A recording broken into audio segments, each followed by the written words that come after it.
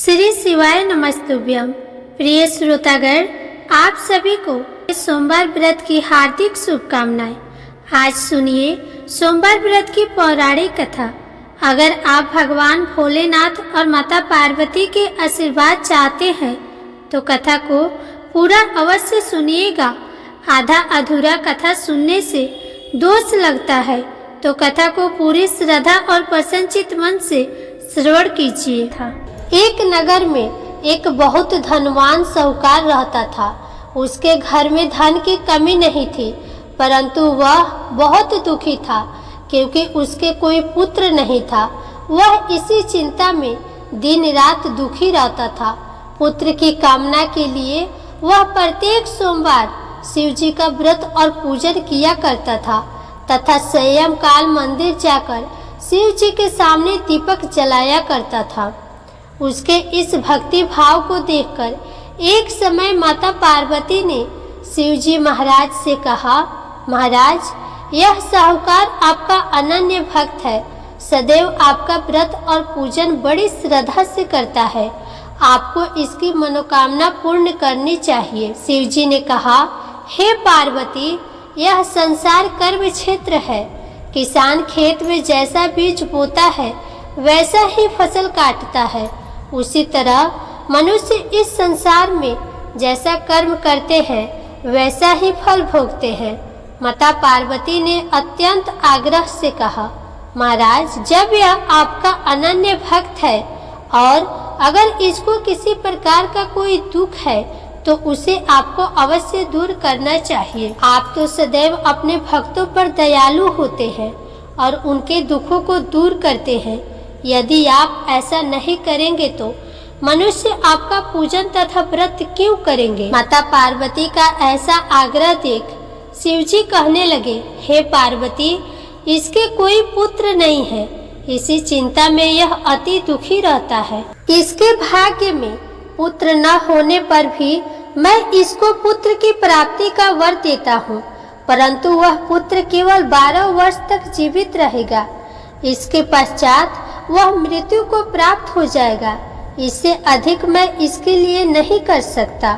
माता पार्वती और भगवान शिव का यह वार्तालाप साहूकार सुन रहा था। इससे उसको न कुछ प्रसन्नता हुई और न ही कुछ दुख हुआ। वह पूर्व की तरह शिव जी का व्रत और पूजन करता रहा। कुछ समय बाद साहूकार की स्त्री गर्भवती हुई और 10वें महीने उसके गर्भ से अति सुंदर पुत्र उत्पन्न हुआ। साहूकार के घर में बहुत खुशी मनाई गई, परंतु साहूकार तो यह जानता था कि उसकी केवल 12 वर्ष की आयु है, इसलिए उसने अधिक प्रसन्नता प्रकट नहीं की और न ही किसी को यह भेद बतलाया। जब वह बालक 11 वर्ष का हो गया तो बालक की माता ने उसके पिता से उसका विवाह करने के लिए कहा। साहूकार ने कहा, अभी मैं इसका विवाह नहीं करूंगा, मैं अपने पुत्र को काशी पढ़ने के लिए भेजूंगा। साहूकार ने बालक के मामा को बुलाकर उसको बहुत सा धन देकर कहा, तुम इस बालक को काशी पढ़ने के लिए ले जाओ और रास्ते में जिस स्थान पर भी जाओ यज्ञ तथा ब्राह्मणों को भोजन कराते तथा दक्षिणा देते हुए जाओ। दोनों मामा भांजे यज्ञ करते और ब्राह्मणों को भोजन कराते तथा दक्षिणा देते काशी की ओर चल पड़े। रास्ते में उनको एक शहर पड़ा।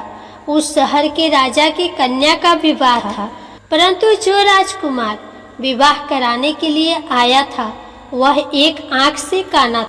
उसके पिता राजा को इस बात की बड़ी चिंता थी कि कहीं राजकुमार को देख राजकुमारी तथा उसके माता पिता विवाह में किसी प्रकार की अड़चन पैदा न कर दे। जब उसने अति सुंदर सेठ के लड़के को देखा तो मन में विचार किया कि क्यों न द्वाराचार्य के समय इस लड़के से वर का काम चलाया जाए।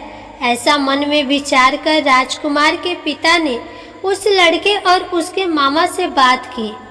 वे राजी हो गए। फिर उस साहूकार के लड़के को वर के कपड़े पहनाकर तथा घोड़ी पर बैठाकर कन्या के द्वार पर ले गए। सभी कार्य प्रसन्नता से पूर्ण हो गया। राजकुमार के पिता ने सोचा कि यदि विवाह कार्य भी इसी लड़के से करा लिया जाए तो क्या बुराई है। ऐसा विचार कर लड़के और उसके मामा से कहा, यदि आप फेरों और कन्यादान के काम को भी करा दे तो आपकी बड़ी कृपा होगी। मैं इसके बदले आपको बहुत सारा धन दूंगा। दोनों ने इसे सहर्ष स्वीकार कर लिया और विवाह कार्य भी बहुत अच्छी तरह से संपन्न हो गया। सेठ का पुत्र जिस समय जाने लगा तो उसने राजकुमारी की चुनरी के पल्ले पर लिख दिया, तेरा विवाह मेरे साथ हुआ है, परंतु जिस राजकुमार के साथ तुमको भेजेंगे वह एक आंख से काना है। मैं काशी जी पढ़ने जा रहा हूँ। सेठ के लड़के के जाने के पश्चात राजकुमारी ने जब अपनी चुनरी पर ऐसा लिखा हुआ पाया तो उसने काने राजकुमार के साथ जाने से मना कर दिया। उसने अपने माता पिता को सारी बात बता दी और कहा कि यह मेरा पति नहीं है, मेरा विवाह इसके साथ नहीं हुआ है। जिसके साथ मेरा विवाह हुआ है वह तो काशी जी पढ़ने गया है। राजकुमारी के माता पिता ने अपनी कन्या को विदा नहीं किया और बारात वापस चली गई। उधर सेठ का लड़का और उसका मामा काशी जी पहुंच गए। वहां जाकर उन्होंने यज्ञ करना और लड़के ने पढ़ना शुरू कर दिया। जिस दिन लड़के की आयु 12 साल की हुई उस दिन उन्होंने यज्ञ रचा रखा था। लड़के ने अपने मामा से कहा, मामा जी आज मेरी तबीयत कुछ ठीक नहीं है। मामा ने कहा, अंदर जाकर सो जाओ। लड़का अंदर जाकर सो गया और थोड़ी देर में उसके प्राण निकल गए। जब उसके मामा ने आकर देखा कि उसका भांजा मृत पड़ा है तो उसको बड़ा दुख हुआ। उसने सोचा कि अगर मैं अभी रोना पीटना मचा दूंगा तो यज्ञ का कार्य अधूरा रह जाएगा। अतः उसने जल्दी से यज्ञ का कार्य समाप्त कर ब्राह्मणों के जाने के बाद रोना पीटना शुरू कर दिया। संयोगवश उसी समय शिव पार्वती उधर से जा रहे थे। जब उन्होंने जोर जोर से रोने की आवाज सुनी तो पार्वती जी कहने लगी, महाराज कोई दुखिया रो रहा है, इसके कष्ट को दूर कीजिए। जब शिव पार्वती वहां पहुंचे तो उन्होंने पाया कि वहां एक लड़का मृत पड़ा था। माता पार्वती कहने लगी, महाराज यह तो उसी सेठ का लड़का है जो आपके वरदान से उत्पन्न हुआ था। शिवजी ने कहा, हे पार्वती इसकी आयु इतनी ही थी, वह यह भोग चुका है।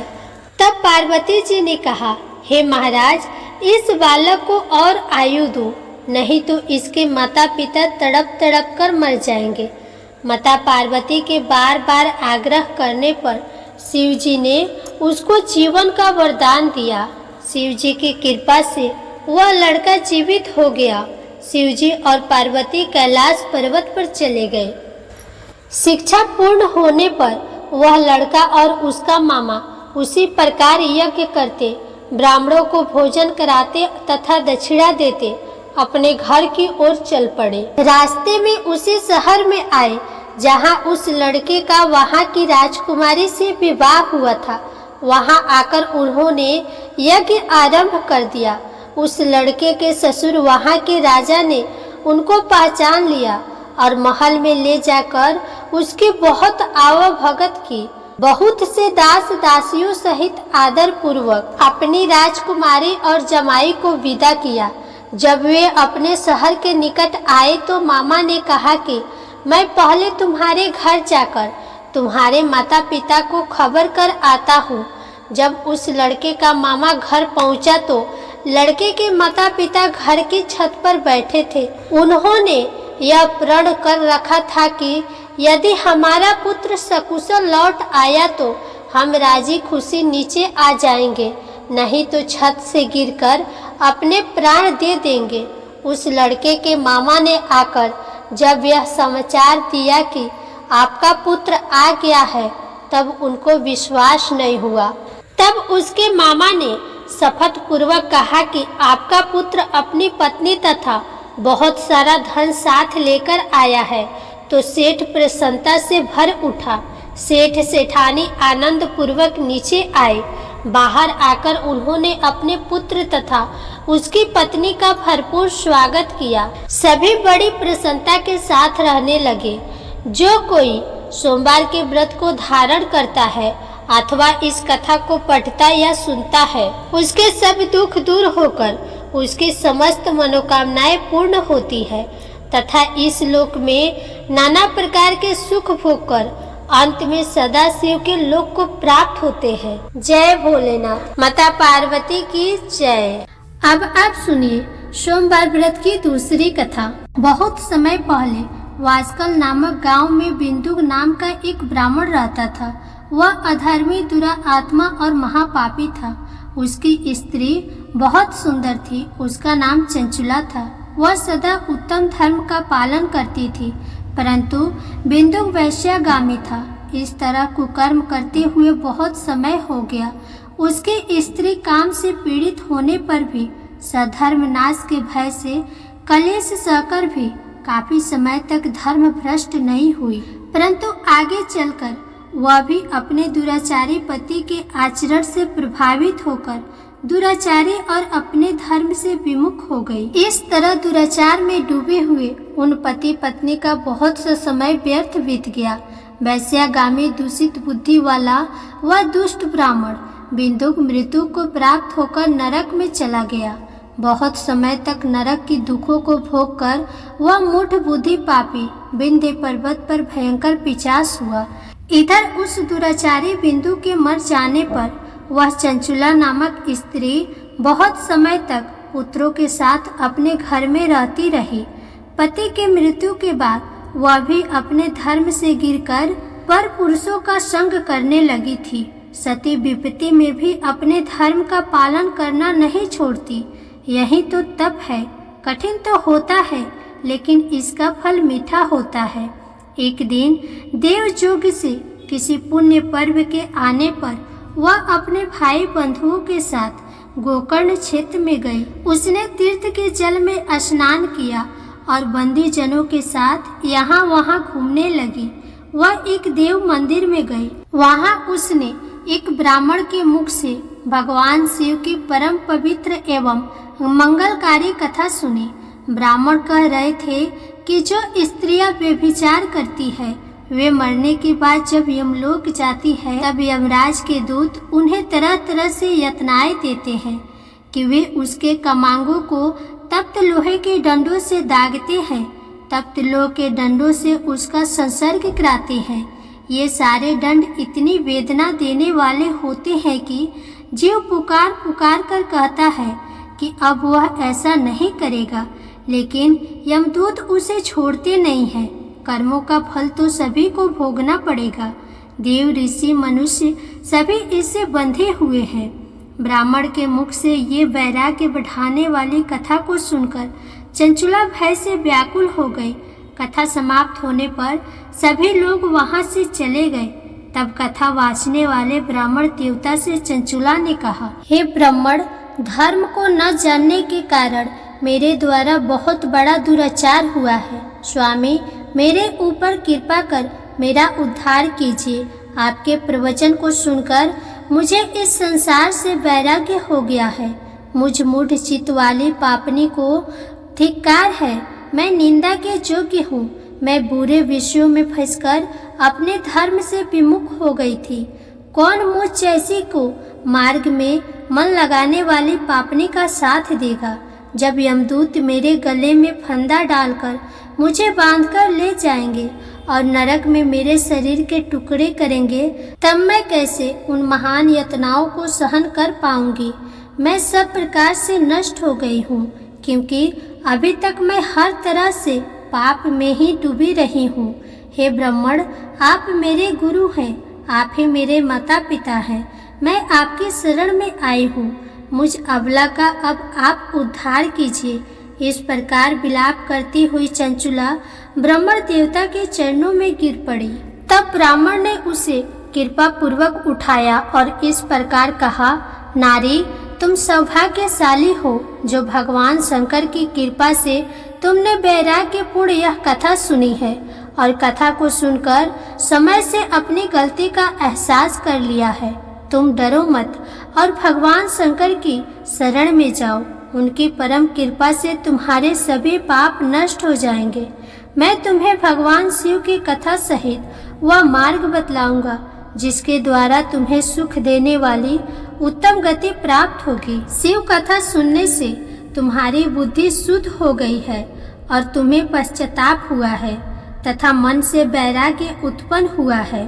पश्चाताप ही पाप करने वाले पापियों के लिए सबसे बड़ा प्रायश्चित है। जो मनुष्य अपने कुकर्म के लिए प्रायश्चित नहीं करता वह उत्तम गति प्राप्त नहीं करता, परंतु जिसे अपने कुकृत्य पर हार्दिक पश्चाताप होता है वह अवश्य ही उत्तम गति का भागीदारी होता है। इसमें कोई शक नहीं है। शुद्ध चित्त में ही भगवान शिव और माता पार्वती का वास होता है। वह शुद्ध आत्मा पुरुष सदा शिव के परम पद को प्राप्त होता है। इस कथा का श्रवण सभी मनुष्यों के लिए कल्याणकारी है, अतः इसकी आराधना और सेवा करनी चाहिए। हे ब्राह्मण पत्नी, तुम अन्य विषयों से अपने मन को हटाकर भगवान शंकर की इस परम पावन कथा को सुनो। इससे तुम्हारे चित्त की शुद्धि होगी और तुम्हें मोक्ष की प्राप्ति होगी। जो मनुष्य निर्मल हृदय से भगवान शिव के चरणों का चिंतन करता है उसकी एक ही जन्म में मुक्ति हो जाती है। यह कहकर ब्राह्मण चुप हो गए। उनका हृदय करुणा से भर गया। वे ध्यान में मग्न हो गए। ब्राह्मण का यह उपदेश सुनकर चंचुला के नेत्रों में आनंद के आंसू छलक आए। वह हर्ष भरे हृदय से ब्राह्मण देवता के चरणों में गिर गई और हाथ जोड़कर बोली कि मैं कृतार्थ हो गई। हे ब्राह्मण शिव भक्तों में श्रेष्ठ स्वामी, आप धन्य हैं। आप परमार्थदर्शी हैं और सदा ही परोपकार में लगे रहते हैं। साधु, मैं नरक के समुद्र में गिर रही हूँ। कृपा करके मेरा उद्धार कीजिए। जिस पौराणिक और अमृत के समान कथा का बात आपने की है उसे सुनकर ही मेरे मन में वैराग्य उत्पन्न हुआ है। उस अमृतमय कथा को सुनने के लिए मेरे मन में बड़ी श्रद्धा हो रही है। कृपा आप मुझे उसे सुनाइए। कथा सुनने की इच्छा मन में लिए हुए चंचुला उन ब्राह्मण देवता की सेवा में वहीं रहने लगी। उस गोकर्ण नामक महाक्षेत्र में ब्राह्मण देवता के मुख से चंचुला भगवान शिव की भक्ति, ज्ञान और वैराग्य बढ़ाने वाली और मुक्ति देने वाली परम उत्तम कथा सुनकर कृतार्थ हुई। उसका चित्त शुद्ध हो गया। वह अपने हृदय में शिव के गुण रूप का चिंतन करने लगी। वह सदैव शिव सच्चिदानंदमय स्वरूप का स्मरण करती थी। इसके बाद अपना समय पूर्ण होने पर चंचुला ने बिना किसी कष्ट के अपना शरीर त्याग दिया। उसे लेने के लिए एक दिव्य विमान वहां पहुंचा। ये विमान शोभा साधनों से सजा था और शिव गणों से सुशोभित था। चंचुला विमान से शिवपुरी पहुंची। उसके सारे पाप धुल गए। वह दिव्य रूप धारिणी दिव्यांगना हो गई थी। वह गौरांगड़ी देवी मस्तक पर अर्धचंद्र का मुकुट और अन्य दिव्य आभूषण पहने शिवपुरी में पहुंची। वहां उसने सनातन देवता त्रिनेत्रधारी महादेव शिव को देखा। सभी देवता उनकी भक्ति भाव में उपस्थित थे। उनकी अंग कांति करोड़ों सूर्यों के समान प्रकाशित हो रही थी। 5 मुख और हर मुख में 3-3 नेत्र थे। मस्तक पर अर्धचंद्र आकार मुकुट शोभायमान हो रहा था। कंठ में नील चिन्ह। उनके साथ में देवी गौरी विराजमान थी जो विद्युत पुंज के समान प्रकाशित हो रही थी। महादेव जी की कांति कपूर के समान गौर थी। उनके शरीर पर श्वेत वस्त्र थे तथा शरीर श्वेत भस्म से युक्त था। इस प्रकार भगवान शिव के परम उज्जवल रूप के दर्शन कर चंचुला बहुत प्रसन्न हुई। उसने भगवान को बारंबार प्रणाम किया और हाथ जोड़कर प्रेम, आनंद और संतोष से युक्त होकर विनीत भाव से खड़ी हो गई। उसके नेत्रों से आनंद के आंसुओं की धारा बहने लगी। भगवान शंकर और भगवती गौरी उमा ने करुणा के साथ सौम्य दृष्टि से देखकर चंचुला को अपने पास बुलाया और गौरी उमा ने उसे प्रेम पूर्वक अपने सखी बना लिया। चंचुला सुख पूर्वक भगवान शिव के धाम में उमा देवी की सखी के रूप में निवास करने लगी। एक दिन चंचुला आनंद में मग्न उमा देवी के पास गई और दोनों हाथ जोड़कर उनकी इस स्तुति को करने लगी। हे गिरिराज नंदिनी स्कंद माता उमा, आप सभी मनुष्यों एवं देवताओं द्वारा पूजित तथा समस्त सुखों को देने वाली है। आप शंभु प्रिया हैं, आप ही सरगुण और निर्गुणा है। हे सच्चिदानंद स्वरूपा, आप ही प्रकृति की पोषक है। हे माता, आप ही संसार की सृष्टि पालन और संहार करने वाली हैं। इस प्रकार सद्गति प्राप्त चंचुला देवी की स्तुति कर शांत हो गई। उसकी आंखों में प्रेम के आंसू उमड़ आए। तब शंकर प्रिया भक्त वत्सल उमा देवी ने बड़े प्रेम से चंचुला को चुप कराते हुए कहा कि हे सखी चंचुला, मैं तुम्हारी इस स्तुति से प्रसन्न हूँ। बोलो क्या वर मांगती हो। तब चंचुला बोली, हे गिरिराज कुमारी, मेरे पति बिंदु इस समय कहाँ हैं? उनकी स्थिति कैसी है मुझे बताइए और कुछ उपाय कीजिए ताकि हम फिर से मिल सके। हे महादेवी, मेरे पति एक शूद्र जाति वैश्या के प्रति आसक्त थे और पाप में ही डूबे रहते थे। गिरिराज बोली, बेटी तुम्हारा पति पापी था, उसका अंत बड़ा ही भयानक हुआ। वैश्या का उपभोग करने के कारण वह मूर्ख नरक में अनेक वर्षों तक अनेक प्रकार के दुख भोगकर अब शेष पाप को भोगने के लिए विंध्य पर्वत पर पिशाच की योनि में रह रहा है और वह दुष्ट वही वायु पीकर रहता है और सब प्रकार के कष्ट सहता है। गौरी देवी की ये बात सुनकर चंचुला अत्यंत दुखी हो गई। फिर मन को किसी तरह स्थिर करती हुई दुखी हृदय से माँ गौरी से उसने एक बार फिर पूछा, हे महादेवी, मुझ पर कृपा कीजिए और मेरे पापी पति का अब उद्धार कीजिए। कृपा करके मुझे वह उपाय बताइए जिससे मेरे पति को उत्तम गति प्राप्त हो सके। गौरी ने कहा, यदि तुम्हारा पति भगवान शिव की पुण्यमयी उत्तम कथा सुने तो वह इस दुर्गति को पार करके उत्तम गति का भागी हो सकता है। अमृत के समान मधुर गौरी देवी के ये वचन सुनकर चंचुला ने दोनों हाथ जोड़कर मस्तक से झुकाकर बार बार उन्हें प्रणाम किया और प्रार्थना की कि मेरे पति को भगवान शिव की कथा सुनाने की व्यवस्था कीजिए। ब्राह्मण पत्नी चंचुला के बार बार प्रार्थना करने पर शिव प्रिया गौरी देवी ने भगवान शिव की महिमा का गुणगान करने वाले गंधर्वराज तुमरु को बुलाकर कहा, तुमरु, तुम्हारे भगवान शिव में प्रीति है। तुम मेरे मन की सभी बात जानकर मेरे कार्यों को सिद्ध करते हो तो मेरी इस सखी के साथ विंध्य पर्वत पर जाओ। वहाँ एक महाघोर और भयंकर पिशाच रहता है। पूर्व जन्म में वह पिशाच बिंदु नामक मेरी इस सखी का पति था। वह वैश्यागामी हो गया था।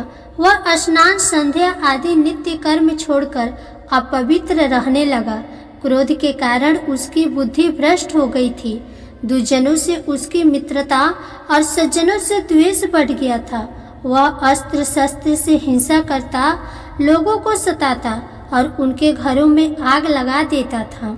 चंडालों से दोस्ती करता और वह रोज वैश्या के पास जाता था। पत्नी को त्याग कर दुष्ट लोगों से दोस्ती कर उन्हीं के संपर्क में रहता था। वह मृत्यु तक दुराचार में ही फंसा रहा। मृत्यु के बाद उसे पापियों के भोग स्थान यमपुरी में ले गए। वहाँ घोर नरक को सहकर इस समय वह विंध्य पर्वत पर पिशाच बनकर रह रहा है और पापों का फल भोग रहा है। तुम उसके सामने परम पुण्यमयी पापों का नाश करने वाली भगवान शिव की दिव्य कथा का प्रवचन करो। इस कथा को सुनने से उसका हृदय सभी पापों से मुक्त होकर शुद्ध हो जाएगा और वह प्रेत योनि से मुक्त हो जाएगा। दुर्गति मुक्त होने पर उस बिंदुक नामक पिशाच को तुम विमान पर बैठाकर भगवान शिव के पास ले आना। माँ उमा का आदेश पाकर गंधर्वराज तुमरु प्रसन्नता पूर्वक अपने भाग्य की सराहना करते हुए चंचुला को साथ लेकर विमान से पिशाच स्थान विंध्य पर्वत पर गया। वहां पहुंचकर उसने विशाल आकृति वाले पिशाच को देखा। उसका शरीर विशाल था, उसकी ठोड़ी बड़ी थी। वह कभी हंसता, कभी रोता, कभी उछलता था। महाबली तुमरु ने बिंदुक नामक पिशाच को पासों से बांध लिया। उसके पश्चात तुमरू ने कथा वाचने के लिए स्थान तलाश कर मंडप की रचना की। शीघ्र ही इस बात का पता लोगों को चल गया कि एक पिशाच के उद्धार हेतु देवी पार्वती की आज्ञा से तुमरू भगवान शिव की कथा सुनाने विंध्य पर्वत पर आया है। उस कथा को सुनने के लोभ से बहुत से देवर्षि वहां पहुंच गए। सभी को आदर पूर्वक स्थान दिया गया।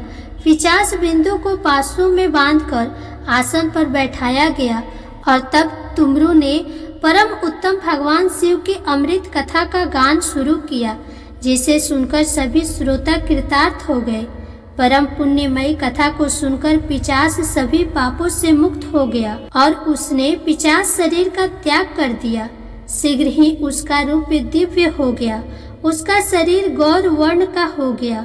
शरीर पर श्वेत वस्त्र एवं पुरुषों के आभूषण आ गए। इस प्रकार दिव्य देहधारी होकर बिंदु अपनी पत्नी चंचुला के साथ स्वयं भी भगवान शिव का गुणगान करने लगा। उसे दिव्य रूप में देखकर सभी को बहुत आश्चर्य हुआ। उसका मन परम आनंद से परिपूर्ण हो गया। सभी भगवान महेश्वर के अद्भुत चरित्र को सुनकर कृतार्थ होकर उनका यशोगान करते हुए अपने अपने धाम को चले गए। बिंदु अपनी पत्नी चंचुला के साथ विमान में बैठकर शिवपुरी की ओर चल दिया। महेश्वर के गुणों का गान करता हुआ बिंदु अपनी पत्नी चंचुला और तुमरू के साथ शीघ्र धाम पहुंच गया। भगवान शिव देवी पार्वती ने उसे अपना पार्षद बना लिया। दोनों पति पत्नी सुखपूर्वक भगवान महेश्वर एवं देवी गौरी के चरणों में अविचल निवास पाकर धन्य हो गए। बोलिए उमा महेश्वर भगवान की जय। जय भोलेनाथ। हर हर महादेव। अब आप सुनिए गणेश भगवान जी की कथा। एक साहूकार था। उसके घर रोज एक ब्राह्मणी रोटी लेने के लिए आती थी। घर के अंदर घुसते ही पुल के ऊपर गजानन जी का मंदिर था। वह गणेश जी को रोटी का एक कवर भोग हमेशा लगाती थी। बहुत दिन हो गए। गणेश जी महाराज ने कहा कि यह मुझे हमेशा भोग लगाती है, मुझे इसे कोई न कोई उपहार जरूर देना चाहिए। गणेश जी एक दिन उसके थाली में हीरे मोती भर देते हैं। ब्राह्मणी तो थाली लेकर अपने घर आ गई और साहूकार के घर रोटी लेने आना बंद कर दी। साहूकारनी ने उसे बुलावा भेजा कि बाई रोटी लेने के लिए क्यों नहीं आती हो। ब्राह्मणी ने कहा कि मुझ पर गणेश जी प्रसन्न हो गए। बहुत वर्ष तक रोटी लेने आ गई, परंतु अब नहीं आऊंगी। साहूकारनी मन में बहुत नाराज हुई और गणेश जी से कहा कि आप ब्राह्मणी के ऊपर प्रसन्न हुए, परंतु मुझ पर नहीं। तब गणेश जी की मूर्ति हटाकर बाहर फेंक दी। इधर सेठ जी की दुकान में धंधा पानी बंद हो गया। एक दिन सेठ जी की नजर पोल के मंदिर पर गई तो सेठानी जी से पूछा कि गणेश जी कहाँ गए। तो साहूकारनी ने कहा कि ऐसे गणेश जी का क्या करें जो ब्राह्मणी पर तो प्रसन्न हो गए लेकिन हमारे ऊपर प्रसन्न नहीं हुए। इस कारण मैंने गणेश जी को बाहर फेंक दिया। तब सेठ जी ने कहा कि यह तुमने क्या किया, मेरा तो व्यापार और धंधा चलना बंद हो गया है। गणेश जी तुमने कहाँ फेंके हैं, जल्दी बताओ, मैं उन्हें वापस लेकर आता हूँ। साहूकार जी वापस से गणेश जी को लेने गए तो गणेश जी इतने भारी हो गए कि वे उठे ही नहीं। साहूकार जी ने कहा कि मेरे से गलती हो गई है, आप मेरे घर पधारिए। गणेश जी तो और भी भारी होते गए और कहा कि मैं तो नहीं चलूंगा, पहले साहूकारनी को बुलाकर यहाँ लाओ और वह मुझसे माफी मांगेगी तो ही मैं चलूंगा। और गणेश जी ने कहा कि मुझे हमेशा सवा से चूरमा का भोजन कराओगी तो ही मैं चलूंगा। साहूकार साहूकारनी को लेकर आए और उसे माफी भी मंगवाई और सवा सेर का चूरमा चढ़ाने की हाँ भी भरी। तब साहूकार और साहूकारनी ने गणेश जी को वापस घर में लाकर उन्हें पोल में बिठाया। ऐसा करने पर साहूकार का व्यापार फिर से चलने लगा। हे गणेश जी महाराज, जैसे साहूकार और साहूकारनी पर आप प्रसन्न हुए वैसे सभी पर अपनी कृपा बनाए रखना। प्रेम से बोलिए गणेश भगवान की जय, श्री लक्ष्मी नारायण भगवान की जय।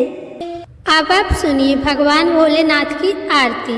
ओम जय शिव ओमकार, स्वामी जय शिव ओमकार, ब्रह्मा विष्णु सदा शिव, ब्रह्मा विष्णु सदा शिव, अर्धांगिनी धारा। ओम जय शिव ओमकार, एकानन चतुरानन पंचानन राजे, हंसानन गरुड़ासन वृषवाहन साजे। ओम जय शिव ओमकार, दो भुज चार चतुर्भुज, दस भुज अति शोहे, तीनों रूप निरखित त्रिभुवन जन मोहे। ओम जय शिव ओमकार, अक्षमाला वनमाला रुद्रमाला धारी, चंदन मृत मग शोहे, चंदन मृत मग शोहे, भाल शशि धारी। ओम जय शिव ओमकार, श्वेतांबर पीतांबर बाघांबर अंगे, शनकादिक ब्रह्मादिक, शनकादिक ब्रह्मादिक, भूतादिक संगे। ओम जय शिव ओमकार, करके मध्य कमंडल चक्र त्रिशूल धरता, जग करता जग भरता, जग करता जग भरता, जग संहार करता। ओम जय शिव ओमकार, ब्रह्मा विष्णु सदा शिव, जानत अविवेका, प्रणाक्षर के मध्य तीनों एका। ओम जय शिव ओमकार, त्रिगुण शिव जी की आरती जो कोई नर गावे, कहत शिवानंद स्वामी, कहत शिवानंद स्वामी, मन वांछित फल पावे। ओम जय शिव ओमकार। जय भोलेनाथ, हर हर महादेव।